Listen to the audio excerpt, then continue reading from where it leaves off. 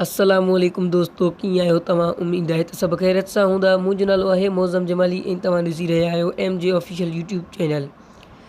दोस्तों, सिंधी अदाकारा दुआ मेमण जा कुझु तस्वीर तमामु तेज़ी सां सोशल मीडिया ते वायरल थी रहिया आहिनि, जिन्हनि में इहो ॾिसण में थो अचे त सिंधी अदाकारा दुआ मेमण जी शादी थी चुकी आहे, पर उहा शादी हिकु नंढड़े ॿार सां थी चुकी आहे।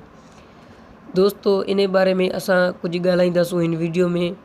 इन बारे में कुछ तव्हांखे ॿुधाईंदासूं। उन करे महिरबानी करे वीडियो खे आख़िर ताईं ॾिसो ऐं वीडियो पसंदि अचे त इन खे लाइक ज़रूरु कजो ऐं चैनल ते नवां आहियो त अहिड़े क़िस्म जा वधीक वीडियो ॾिसण लाइ असांजे चैनल MJ ऑफिशियल खे सब्सक्राइब करे बेल आइकन जे बटन खे आल ते सेट करे छॾींदा। त दोस्तों, बिना वक़्तु ज़ाया कए हलूं था पंहिंजे वीडियो।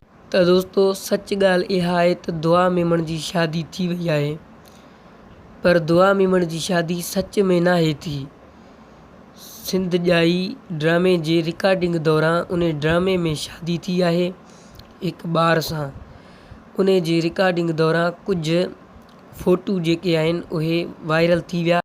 उन्हनि तस्वीरनि खे ॾिसी माण्हुनि जे ज़हन में अजीब ख़्याल था अचनि त छा सच में दुआ मेमण जी शादी थी चुकी आहे, पर इहा ग़लति आहे। दोस्तों, मतिलबु त दुआ मेमण जी शादी हिकु ड्रामे में थी आहे, सच में नाहे थी। त दोस्तों, इहो असांजो वीडियो अगरि तव्हां दोस्तनि खे पसंदि आयो हुजे त महिरबानी करे असांजे चैनल MJ ऑफिशियल खे सब्सक्राइब करे बेल आइकन जे बटन खे आल ते सेट करे छॾींदा, छाकाणि त असां अहिड़े क़िस्म जा वधीक वीडियोज़ तव्हां दोस्तनि लाइ हर रोज़ु खणी ईंदा आहियूं। माशाअल्लाह।